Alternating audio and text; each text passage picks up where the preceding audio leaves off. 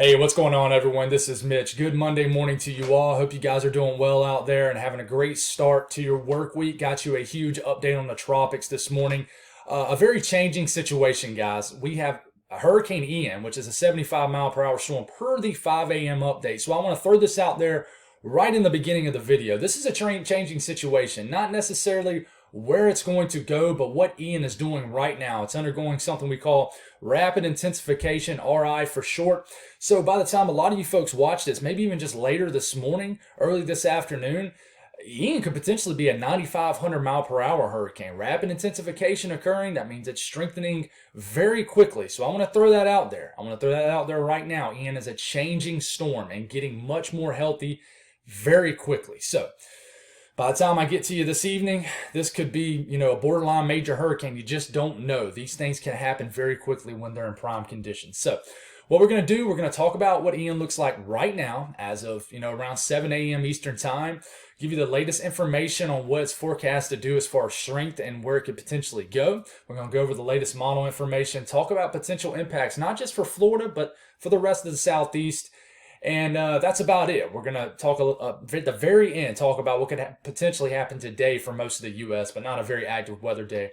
So if you guys have not subscribed, consider doing that. Like the video if you like it. Appreciate the support. Hit 30K overnight. It was a big goal of mine for the year, and it's still September, and I already hit it, and that's all thanks to you guys. So thank you for supporting a dream of mine, which is the weather, and I really appreciate and love you guys. I really do. Hit me up on Twitter. It's a great way not just to follow me, but other people. There's a lot of other great follows there.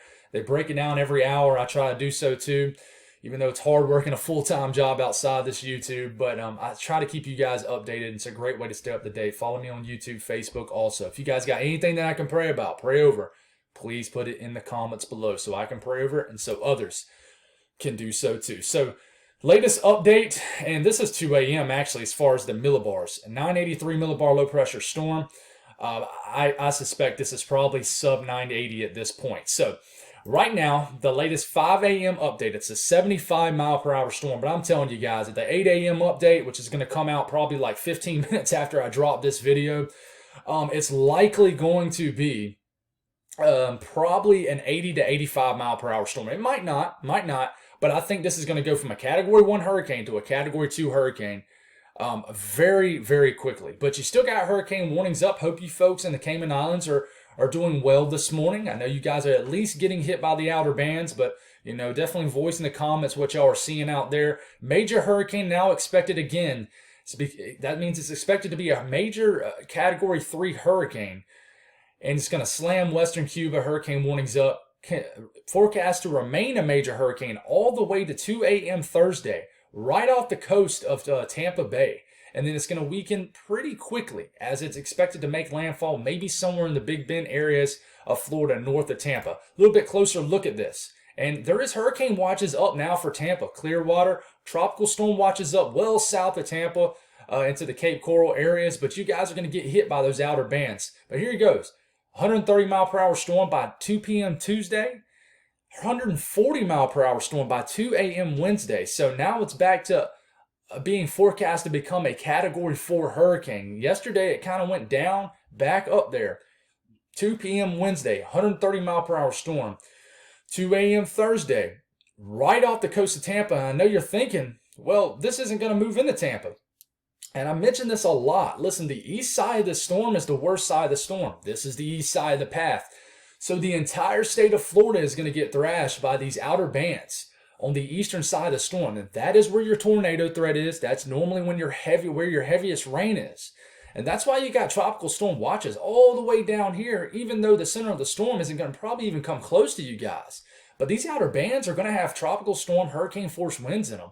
So this might not move right into Tampa unless we get some kind of movement.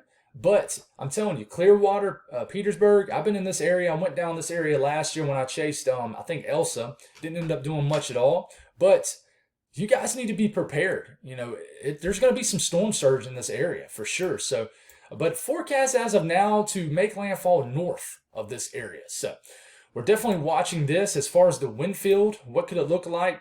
Chances to see tropical storm force winds within the next 5 days are now up to a 90% chance.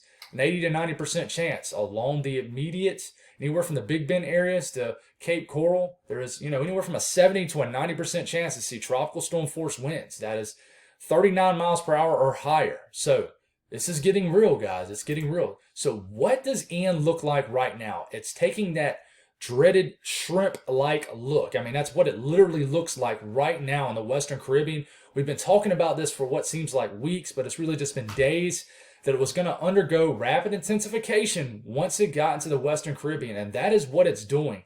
Intense convection indicated by these high cold cloud tops and these whites and purples and pinks right here. That tells us that this thing is thriving in a very, very good atmosphere aloft. The upper wind pattern is excellent. The sea surface temperatures are very warm, and this thing is popping off this morning. It's just taking on that look that's in the beginning stages. Not really the beginning stages because it's undergoing it right now, but it's really starting to get into its own. This is a dangerous situation. If you're in Western Cuba, this thing is staring you guys down. And I'm telling you right now, by the time some of you folks watch this later in the day, it's not necessarily old information, but it kind of is. I hate to say that because I don't want to push the viewer away from my video, but I'm just being honest. This is going to look like a totally different storm, but the impacts downstream into Florida, that's not going to change much, but it's still going to change a little bit. But as far as what this looks like right now, I mean, even by the time I'm done uploading this video, this is going to be a stronger storm. That's how quickly this is getting stronger. Let's go over some model guidance here. Latest Euro brings this up. Okay, this is going to move over Cuba sometime over the next, 36, 48 hours. Then we get into Wednesday morning, this entire side of the storm right here thrashing Florida with these outer bands. At this point, the European wants this to become around a 970 millibar low pressure hurricane, but I expect this to be stronger. But notice it's just right off the coast of Tampa, Clearwater, Petersburg, right here. So this is going to move up, not move into it. Instead, it looks like it jogs towards it, but instead moves more north. It stalls out. Look at this. So I'm going to stop it right here. This is around Thursday morning, Thursday afternoon, Thursday evening, Friday morning. The storm barely moves. It looks like it moves like 60, 70 miles north. So it stalls out, it bogs out as basically the changes in the upper levels of the atmosphere with big time high pressure up here and a trough moving through. There's all kinds of stuff going on steering this thing. It bogs it down before it can finally capture a weakness and get a move on north. This allows the storm to weaken. So it might make landfall as maybe just a Category 1 hurricane. But the major hurricane just off the western coast of Florida is going to have major impacts. And even though the eye of the storm might not move into Tampa Bay, you're going to be getting hit by this nasty part of the storm. This will continue to move north Friday evening into Saturday morning, and the European wants this to jog it northwest. This would bring some intense weather all the way from Atlanta to Columbia to Charlotte. And, so there is going to be, this side of the storm could be dangerous. We'll see. As far as what exactly is going to happen, I don't know. I'll talk about a little bit more towards the end of the video. But the GFS, I can believe the GFS as far as strength. I really can, because this thing is deepening right now. It's a very strong Category 1 hurricane, I would say, borderline Category 2 hurricane. Even though per the 5 a.m. update, it's a 75 mile per hour hurricane. I just can't reiterate enough. This thing is changing. It's a changing situation. So has it Wednesday afternoon, Wednesday evening, Wednesday night, overnight Wednesday into Thursday morning as a major hurricane. One thing I'm noticing on models, and I'm not going to sit here and lie to you, is for whatever reason, even though we know that it would seem like the east side of the storm would be the worst, especially with all this dry air on top of this storm, it's like the models have been liking the west side of the storm to be the worst. If you're looking at models, but what we know of hurricanes and what we know how the atmosphere is most likely going to be up here, that all this dry air is going to eat up on this side of the storm, you would think that history would tell us that the east side is certainly going to be the worst. But if you were to look at this, you see all the most intense colors of the reds, purples on the west side of the storm. It could be a tricky situation. It could. So moving forward here, you got a major hurricane off the coast of Tampa Bay. It's definitely further out west than the European. The European has this L much closer, but then it kind of stalls out bogs down just like the European, picks up some forward speed, makes landfall in the northern Big Bend areas in the panhandle of Florida sometime probably Friday night. Moves up and moves more north to northeast instead of northwest like the European. So there's definitely some differences in the entire southeast. If this does what the GFS shows, then you're going to have more intense situations probably for all the Carolinas. And this is going to bring kind of a more, almost like its own warm front, its own moist sector on this side of the storm.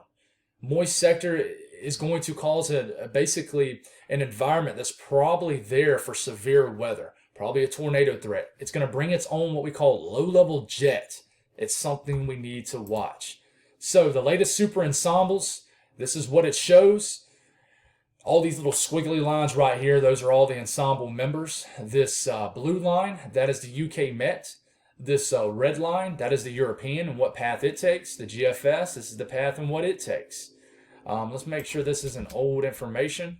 And looks like I made this a little bit mad here. But anyways, you get the point.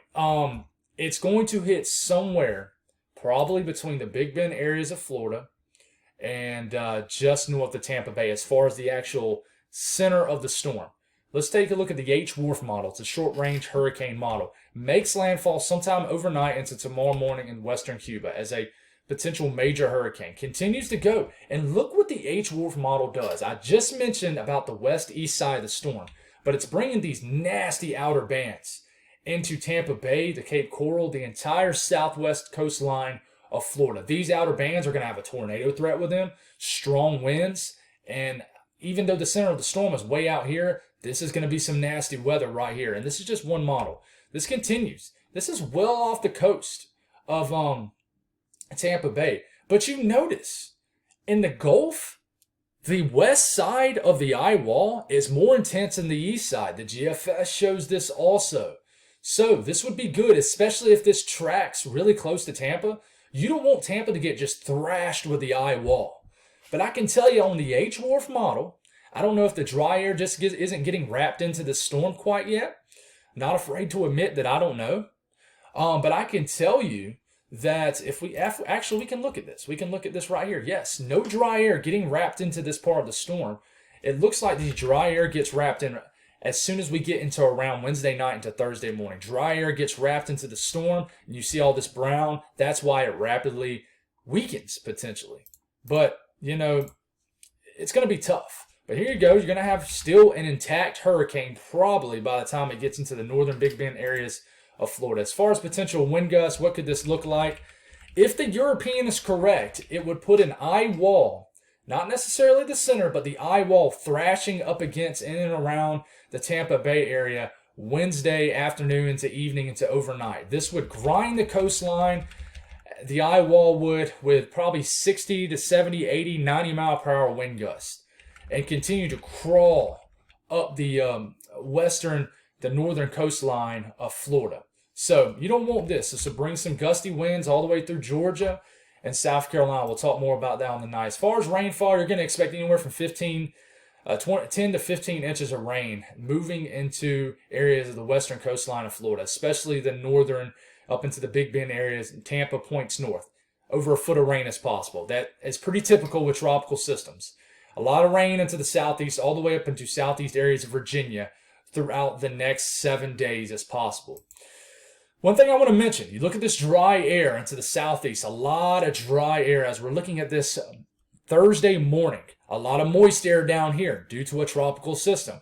Look how this bumps up against all this dry air. And then the tropical system moistens up this dry air. But as you're moving, and what I'm talking about here is that severe weather threat. Center of the storm right here. This is yanking up dry air out the south. So you got dew points in the 70s into, eastern areas of South Carolina, southeast North Carolina. This is going to be bringing up almost its own warm front, its own low-level jet, its own moist air. So somewhere right here, there's going to be some kind of boundary. And this is where I think a potential severe weather threat could be from this. as the dynamics are there, usually on the northeast to eastern quadrants of these tropical systems. Even with weak tropical storms, you get these kind of setups. So, as far as everybody asking about what can we expect in the Carolinas, I think initially a lot of rain, a lot of widespread rain, but as this is crawling up, I think a severe weather threat will arise in certain areas.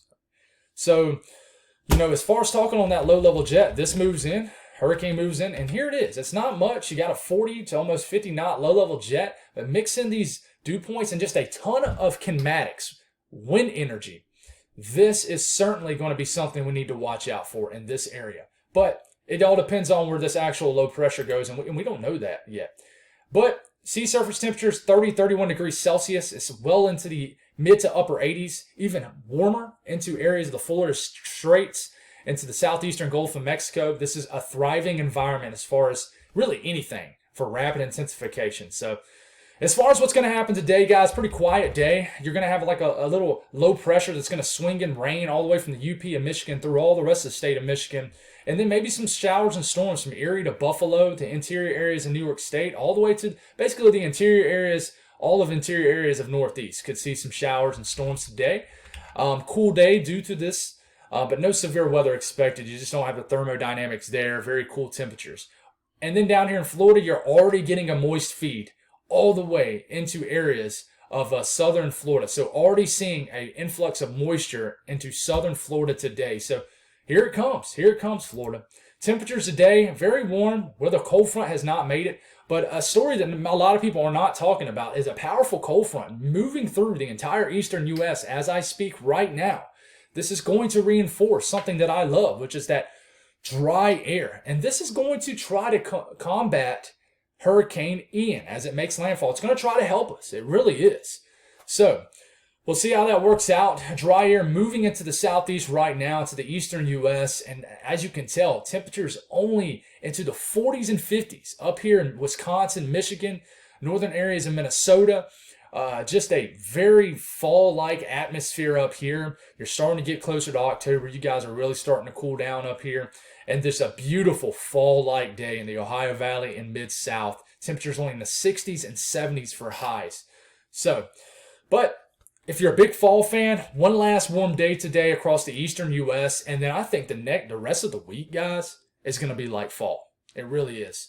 But the game changer is here comes Ian as we get later into the work week. So stay tuned, guys. A changing situation. I really recommend you follow me on Twitter. Like I said, by the time we can go on and go look and see if there's an update right now. It's only 7:08 a.m. There's no update. But by the time this video uploads, this could be, like I said, an 85, 90 mile per hour hurricane. I wouldn't be surprised at all. You look at the latest. This thing is intensifying quickly. Even since the beginning of this video, you already see intense convection.